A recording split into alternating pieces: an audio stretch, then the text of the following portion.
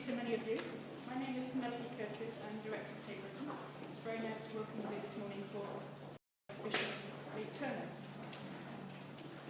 It's rather incredible to think that there's been no major exhibition on Late Turner, ever.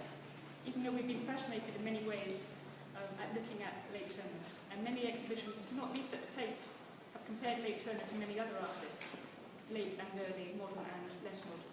But this really is the first museum exhibition to look at the last 15 years of Turner's life. So it looks at from the year when he turned 60 and up to the end of his life, up to his last exhibition.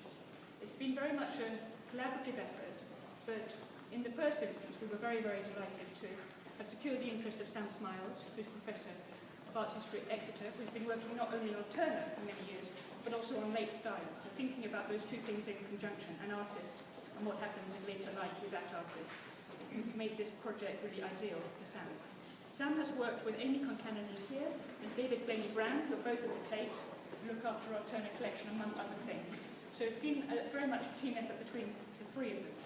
And I know that many of you have already had a chance to look at the exhibition and get a sense of it, but they will give you a tour which will last about 20-25 minutes and take it in turns to cover the different rooms. I think you'll see here how we've been able to put the Turner bequest, which obviously we house, into a much bigger context by bringing loans from all over the world to think about those last 15 years and how Turner was both returning to his youth, rethinking his youth, but also doing new things. And the title, in a sense, Painting Set Free, has a double sense that he has the freedom of old age to revisit, but also to think, to calculate how an artist should leave a legacy to a nation. And that's very much what we are concerned with looking after here. But thinking about how he was going to be regarded posthumously. It's not only a corrective in terms of thinking about how Turner never was a proto-modernist, that was impossible.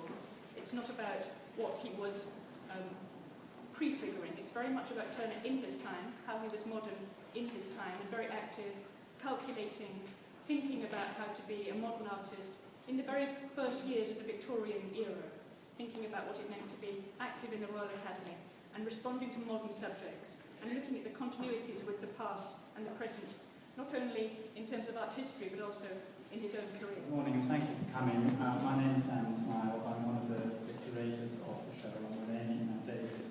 And we're giving you a tour now to walk you through the exhibition, and I will talk about this room and then hand over to my colleague